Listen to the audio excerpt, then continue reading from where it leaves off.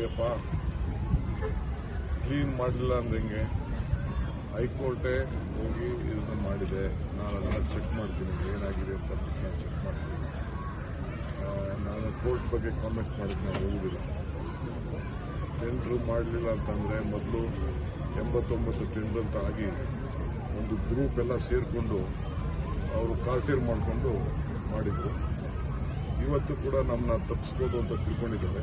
ಇದೊಂದು ದೊಡ್ಡ ಮಾಫಿಯಾ. ಬಹುಶಃ ಕೋರ್ಟ್ಗೆ ಅರ್ಥ ಮಾಡೋಂಥ ಕೆಲಸ ನಾವು ಮಾಡ್ತೀವಿ. ನಾವೆಲ್ಲ ಯಾವುದೇ ಕೆಲಸಕ್ಕೆ ಹೋದ್ರೂ ಕೂಡ ಕೋರ್ಟ್ಗೆ ಹೋಗಿ PL ಹಾಕಿಬಿಟ್ಟು ಸ್ಟೇ ಮಾಡ್ತಿದ್ದಾರೆ.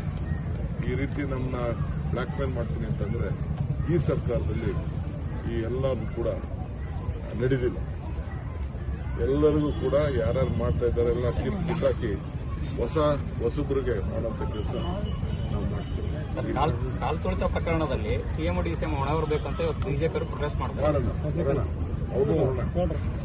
ಅವ್ರನ್ನೂ ರೈಲ್ವೆ ಮೇಲೆ ಹಾಕೊಂಡು ಮುಗಿಸ್ಕೊಂಡು ಮೆರವಣಿಗೆ ಮಾಡೋಣ.